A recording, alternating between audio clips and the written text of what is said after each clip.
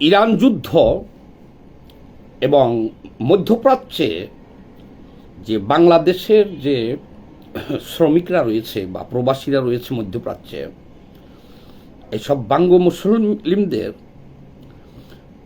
ধর্মীয় উন্মাদনা এবং বিবেকহীন কার্যকলাপ সম্পর্কে আজকে আপনাদের একটু বিস্তারিত জানাই। ইরান যুদ্ধটা মূলত একটা অসম যুদ্ধ। দেখেন, ইসরায়েল এবং আমেরিকা একযোগে হামলা চালিয়েছে ইরানের উপরে। আমরা কিন্তু এই হামলার নিন্দা জানিয়েছি এবং এর প্রতিবাদে আমাদের বাংলাদেশের কমিউনিস্ট পার্টি মার্কসবাদীর সভাপতি আমি সারা দেশেই আমরা এটার বিরুদ্ধে সমাবেশ, বিক্ষোভ, মিছিল করেছি, বিবৃতি দিয়েছি, বক্তব্য দিয়েছি, আপনারা দেখেছেন। তো খালি এই সমর্থনটা আমরা দিয়েছি একটা কারণে, যে ইরানের রেজিম চেঞ্জ হোক, যাই কিছু করবে সেটা ইরানের জনগণ। কিন্তু আমেরিকা বা ইসরায়েল বা অন্য কোনো দেশ, সাম্রাজ্যবাদী শক্তি আর একটা দেশের এভাবে আগ্রাসন করে হত্যাযজ্ঞ চালাইতে পারে না। আপনারা জানেন, আমেরিকা এর আগে ভেনেজুয়েলার প্রেসিডেন্টকে সস্ত্রীক ধরে নিয়ে গেছে। এরও অনেক আগে জেনারেল নরিয়াগাকে ধরে নিয়ে গেছিল পানামা থেকে। এরকমভাবে দেশে দেশে তারা সারা বিশ্বেই মানুষকে হত্যা এবং মূলত এই যুদ্ধগুলো তারা বাজায় অস্ত্র ব্যবসা করার জন্যে এবং লুটপাট, সারা বিশ্বের থেকে লুটপাট করার জন্যে তারা এই যুদ্ধগুলো করে। তো কাজেই এক কথাই আমরা এটা প্রতিবাদ করেছি, ঘৃণা করেছি। পাশাপাশি আরেকটা জিনিস আপনাদের বুঝতে হবে, যে ইরানের সরকার খামেনি যে ফেরেশতা ছিলেন তা কিন্তু না। এই খামেনি নিজ দেশের হাজার হাজার মানুষকে হত্যা করেছে নির্বিচারে। এই বিগত বছরই দেখেন, এই যে হিজাব আন্দোলনে, হিজাব বিরোধী আন্দোলনে একটা মেয়ে, ওই যে ওর নাম কি, মাসা আমিনী, শুধু হিজাব ঠিকমতো না পরার কারণেও সে দেশের নারীদেরকে হত্যা করেছে এবং সেই আন্দোলনেও হাজার হাজার নারীদেরকে হত্যা করেছে, পুরুষকে হত্যা করেছে, প্রতিবাদকারীকে। এই কিছুদিন আগেও বিভিন্নভাবে শোনা যায় যে সরকার বিরোধী যে আন্দোলন ছিল সে দেশের জনগণের, সেখানে কোনো কোনো তথ্য বলে প্রায় 20,000 নরনারীকে হত্যা করেছে। কাজেই সেই দিকটাও দেখতে হবে আমাদের। কিন্তু সেই দেশের পরিবর্তনটা আসতে হবে দেশের জনগণের মাধ্যমে। আর এটা হলো সম্পূর্ণ ভিন্ন কথা। কিন্তু ইসরায়েল আর আমেরিকা যে আগ্রাসন চালাইছে সেটা তো হলো তেলের জন্যে, লুণ্ঠনের জন্যে, লুটপাটের জন্যে। যেমন ধরেন, ওই ভেনেজুয়েলার প্রেসিডেন্টকে ধরে নিয়ে যাওয়ার পরে এখন তার মুক্তিপণ হিসেবে বিলিয়ন বিলিয়ন তেল দাবি করতেছে এবং তাদের তেলের খনিগুলোর নিয়ন্ত্রণ নিচ্ছে তারা, তাদের কোম্পানি। ইরানের কারণে মধ্যপ্রাচ্যে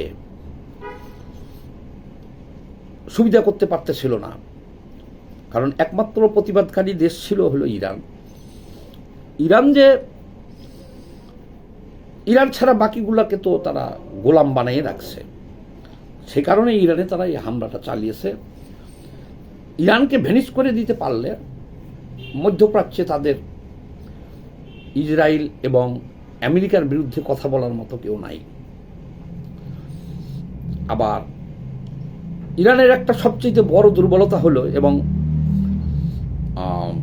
এটাকে দুর্বলতাও বলতে পারেন, আবার এদেরকে এই ধরনের স্বৈরাচারীও বলতে পারেন, আমেরিকার মতোই স্বৈরাচার এরাও, যে দেখেন মধ্যপ্রাচ্যের একটা দেশের সাথেও ইরানের সম্পর্ক ভালো নাই। সৌদি আরব, ইয়েমেন, সিরিয়া, লেবানন, তারপরে দুবাই, কুয়েত, অর্থাৎ মধ্যপ্রাচ্যে যতগুলো মুসলিম কান্ট্রি আছে, এই একটা দেশের সাথেও ইরানের কোনো সম্পর্ক নাই। তারাও কিন্তু মুসলিম কান্ট্রি পাশাপাশি, অথচ কোনো সম্পর্ক নাই। যে তুরস্ক বলেন আছে, নাই। এখন বিশ্বের কোনো শক্তিশালী রাষ্ট্রের সাথেও কিন্তু ইরানের সম্পর্ক নাই। এই যে চীন যতই বলেন, একটা বিবৃতি ছাড়া আমেরিকার বিরুদ্ধে চীন কোনো সহযোগিতা করবে না, যুদ্ধে জড়াবে না, এটা তারা ঘোষণাই দিয়ে দিচ্ছে। রাশিয়ার সক্ষমতা নাই, ইউক্রেন যুদ্ধে ফেলেই তো তারে এখন নিজেরই ত্রাহি ত্রাহি অবস্থা, কাজে ইরানকে সহযোগিতা করার মতো পজিশনে নাই। তাহলে কি হলো? তাহলে এখন ইরানকে একলাই যুদ্ধ করতে হবে ইসরায়েল এবং আমেরিকার বিরুদ্ধে। আবার দেখেন, শুধু ইসরায়েল এবং আমেরিকার বিরুদ্ধে না, কাতার, সৌদি আরব, এই যে আরব আমিরাত, কুয়েত, বাহরাইন, এই সবার বিরুদ্ধেই যুদ্ধ করতে হবে। কারণ এই সমস্ত দেশে আমেরিকা ঘাঁটি দিছে, সেই সব ঘাঁটিতে ইরান হামলা চালাইছে। এই যে কাতার আজকে পাল্টা হামলা চালাইছে ইরানের উপরে, কাতার। তাহলে দেখেন, এখন ইরানকে মধ্যপ্রাচ্যের মুসলিম কান্ট্রিগুলোর বিরুদ্ধে তাদের আজকে যুদ্ধ করতে হবে, করতে হইতেছে, এতগুলো দেশের বিরুদ্ধে যুদ্ধ করতে হইতেছে। এই সমস্ত দেশগুলো, বিশেষ করে এই সমস্ত দেশগুলো মধ্যপ্রাচ্যের, তারা কিন্তু ইরানের আগ্রাসনের ভয়েই আমেরিকাকে ঘাঁটি দিয়ে তারা নিরাপদ ছিল। কারণ ইরানের ওই যে ওইদিকে হুতি সহ, হিজবুল্লাহ সহ অনেক জঙ্গি সংগঠনকে, তারপরে হামাস, অনেক জঙ্গি সংগঠনকে ইরান অস্ত্র দিয়া, অর্থ দিয়া বানায় রাখছিল। এই সমস্ত মুসলিম দেশগুলোর জন্য কিন্তু হুমকি ছিল হলো ইরান। ইরানের ভয়ে কিন্তু তারা আমেরিকাকে, যেমন সৌদি আরব ইরানের ভয়ে আমেরিকাকে ঘাঁটি দিছে, তারা আমেরিকাকে ঘাঁটি দিয়ে নিরাপদে থাকতে চাইছে। কিন্তু আমেরিকা যে ঘাঁটি নিচ্ছে, এই সমস্ত খরচ কিন্তু এইসব মুসলিম কান্ট্রি ব্যবহার করতেছে। মুসলিম কান্ট্রি এই সমস্ত ঘাঁটি খরচ সব বহন করতেছে, এক কথায়। আবার দেখেন, এই যুদ্ধে একটা টাকাও খরচ হবে না আমেরিকার, একটা টাকাও না। এই যুদ্ধের সব খরচ, এই যে বললাম, এই সমস্ত মুসলিম দেশের কাছ থেকে সে নিবে এবং নিতেছে সে। দেখেন না, ইউক্রেনে যুদ্ধে যে সহযোগিতা করছে, ট্রাম্প এসে বলছে তোমাদের যুদ্ধে এত সহযোগিতা করছি, দাও, আর না দিলে পারে তোমরা তোমাদের যে স্বর্ণের খনি আছে, এটা খনি আমাদের লিখে দাও। মানে বাধ্য হয়ে তো ইউক্রেন তাদের যে খনিজ সম্পদ আছে তার একটা অংশ অলরেডি চুক্তি করে দিয়ে দিছে আমেরিকাকে। তাহলে আমেরিকা যে এত সহযোগিতা করছে ইউক্রেনকে অস্ত্র দিয়ে, তার কি লস হয়েছে? সুদে আসলে সে নিয়ে গেছে। তাহলে ইরান যুদ্ধেও যারা এইসব কথাবার্তা বলতেছে যে এত বিলিয়ন ডলার খরচ হবে আমেরিকার, এত বিলিয়ন ডলার খরচ হবে আমেরিকার জনগণ মানবে না, একটা ডলারও খরচ হবে না আমেরিকার, শুধু লাভেই লাভ। এই যুদ্ধের সব খরচ মধ্যপ্রাচ্যের এই মুসলিম দেশগুলোর থেকে নিবে, অলরেডি নিতেছে। আর সুদ, এর সাথে আবার সুদে আসলে নিবে, আবার এই সমস্ত দেশকে কাছে অস্ত্র বিক্রি করবে। পরে বুঝাবে যুদ্ধ থামলে যে তোমরা অস্ত্র কিনে নিয়ে স্বাবলম্বী হও, তুমি এত ডলার কিনো, তুমি এত কিনো, তুমি এত কিনো। দেখেন না, বাংলাদেশকে বাধ্য করছে তাদের কাছ থেকে অস্ত্র আরও কি কি কিনতে হবে। ডক্টর ইউনূস যে একটা চুক্তি করে গেছে, আমরা যেটা প্রতিবাদ করতেছি, বাধ্য করছে। আচ্ছা, এবার আসেন, এটা হলো একটা অসম যুদ্ধ। বাংলাদেশের যত বুদ্ধিজীবী আছে বা টকশো আছে, ফেসবুক আছে, মিডিয়া আছে, মূল মিডিয়া আছে, টেলিভিশন আছে, এরা যে সমস্ত আলোচনা করতেছে, কথাবার্তা বলতেছে, এইসব কথাবার্তা কিন্তু সত্য না। তারা সবাই ভিউ ব্যবসায়ী, তারা ভিউ পাইতে চায়, কারণ বাংলাদেশের মানুষ হলো মুসলমান, তারা ইরানের জয় দেখতে চায়। বিধায় এই দেখেন টেলিভিশন টকশো থেকে সবখানে আলোচনায় দেখতেছেন কি যে ইরানের কাছে পারমাণবিক বোমা আছে, অনেকে বলতেছে এখনো খোমেনি মরে নাই, আবার বলতেছে ইরান জিতব, আবার বলতেছে যে ইরান আমেরিকা মহাবিপদে পড়ে গেছে, ইসরায়েল ধ্বংস হয়ে যাবে।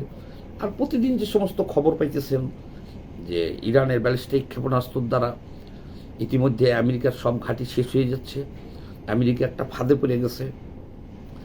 এইসব আলোচনাগুলা বাংলাদেশের বুদ্ধিজীবীরা, সাংবাদিকরা, ইউটিউবাররা, ফেসবুকাররা করতেছে। কাজে আমার কথা আপনাদের ভালো লাগবে না, কিন্তু রিয়ালিটিটা হলো কি মেনে নিতে হবে যে আসল কথাটা যদি বলে, কারণ বাংলাদেশের মানুষ খোমেনির মৃত্যু মেনে নিতে পারতেছে না। বাংলাদেশের মানুষ ইরান মুসলমান দেশ হিসেবে তার বিজয় দেখতে চায়, তার পরাজয়ের কথা যদি কেউ বলে সেটা শুনতে চায় না, তারা আঘাত লাগে। এই কারণে কেউ বলতেছে না, সবাই খালি ইরানের বিজয়ের গল্প করতেছে, ইরান বিজয়ের গল্প করতেছে। কিন্তু আর একটা সপ্তাহ পরে দেখবেন ইরান নিঃশেষ। এটা তো সম্ভব না ভাই, এটা তো একটা অসম যুদ্ধ। দেখেন আমেরিকার পাশে ফ্রান্স দাঁড়াইছে, ব্রিটেন দাঁড়াইছে, ব্রিটেন তাদের ঘাঁটি ব্যবহার করার অনুমতি দিয়ে দিছে। আর মুসলমান দেশগুলোই তো সব দাঁড়াইছে। তাহলে ইসরায়েল আমেরিকার তাদের অস্ত্র শস্ত্র, শিক্ষা দীক্ষা, জ্ঞান বিজ্ঞান, টাকা পয়সা কত বেশি ইরানের চাইতে শতগুণ। তার পাশে আবার দেখলেন এই যে এতগুলো দেশ তার পিছনে, ইরানের পাশে আর একটা লোক দাঁড়াইছে। এই যে আপনারা বাংলাদেশ, আপনারা শুধু ফেসবুকে, ইউটিউবে, টেলিভিশনে আপনারা ইরানের গাল গল্প করতে পারতেছেন, ইরানকে মহাবীর বানাইতেছেন, মহাযুদ্ধ বানাইতে, ইরাকের বিজয়ের গল্প করতেছেন, এতে ইরানের কোনো উপকার করতে পারতেছেন?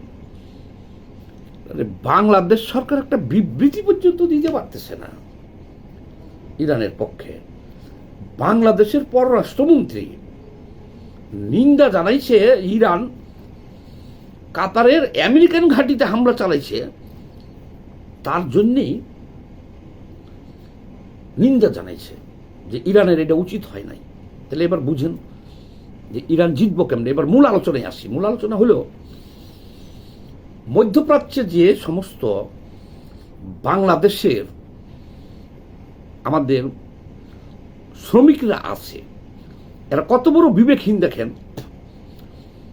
যে সৌদি আরবে 10 লাখ কর্মসংস্থান হয়েছে বাংলাদেশের। তো যারা আছে সৌদি আরব, কাতার, ইয়েমেন, দুবাই, বাহরাইন, কুয়েত, মধ্যপ্রাচ্যের সব দেশে আমাদের কত লক্ষ লক্ষ ছেলেরা কাজ করতেছে, মেয়েরা কাজ করতেছে। বলে এই বোকাচোদারা করছে কি দেখেন, তারা ইরানের পক্ষ নিয়ে যখন ওই যে কাতারে হামলা হয়েছে, আচ্ছা সৌদি আরবেরটা বলি, সৌদি আরবে হামলা হয়েছে, এখন দেখি ফেসবুকে ভিডিওতে তারা করে করে ছাড়তেছে আল্লাহু আকবার লিল্লাহি তাকবীর করিয়া। সৌদি আরব জ্বলতেছে, কাতার জ্বলতেছে, বাহরাইন জ্বলতেছে, মানে ইরান তো হামলা চালাচ্ছে সেসব মার্কিন ঘাঁটিতে। তাই বেটা, তোরা গেছিস চলি সৌদি আরব, তোরা সৌদি আরবের পক্ষে থাকবি, তোরা অকৃতজ্ঞ জাতি। তোরা কাতার গেছিস, তোরা কাতারের পক্ষে থাকবি। কাতার পাল্টা হামলা চালাইছে ইরানে, তোরা সেটা সমর্থন করবি, কারণ কাতার তোদের রুজিদাতা। কাতারে তোরা কর্ম করতেছিস, সেই আয় উপার্জন তোর বাপ মা ভাই বোন দেশে পাঠাইছিস, খাইতেছে। এই মধ্যপ্রাচ্যের এই যতগুলো আছে দেখছেন, আজ বিদেশে পাঠানোর আগে ট্রেনিং দিতে হয়। এরা হলো একেবারে গবের। আজকে 15 জনকে গ্রেপ্তার করছে বাহরাইনে, এই করার কারণে, ইরানকে সমর্থন দেওয়ার কারণে।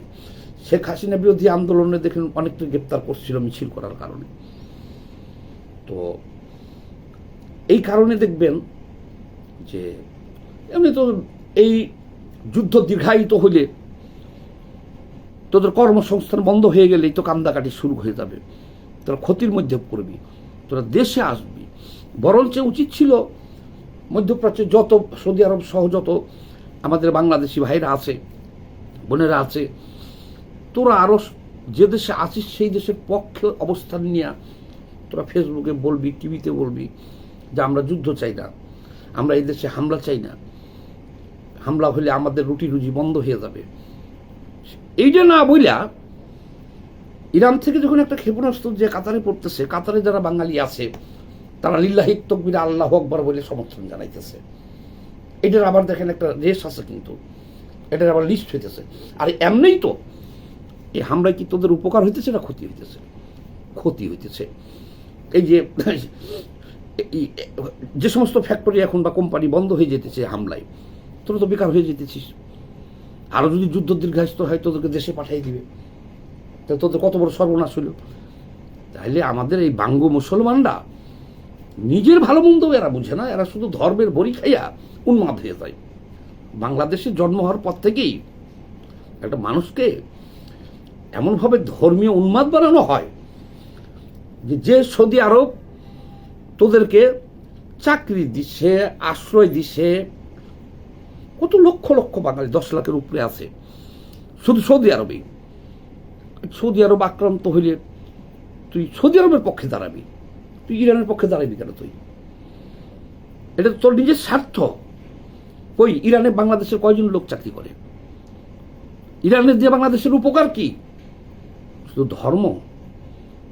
ইরান মুসলমান, তো সৌদি আরব মুসলমান না, কিন্তু পেঁচটা লাগছে কি ওই যে মার্কিন ঘাঁটি আছে ওইখানে হামলা চালাইছে, এতে এরা মহা উন্মাদ হয়ে।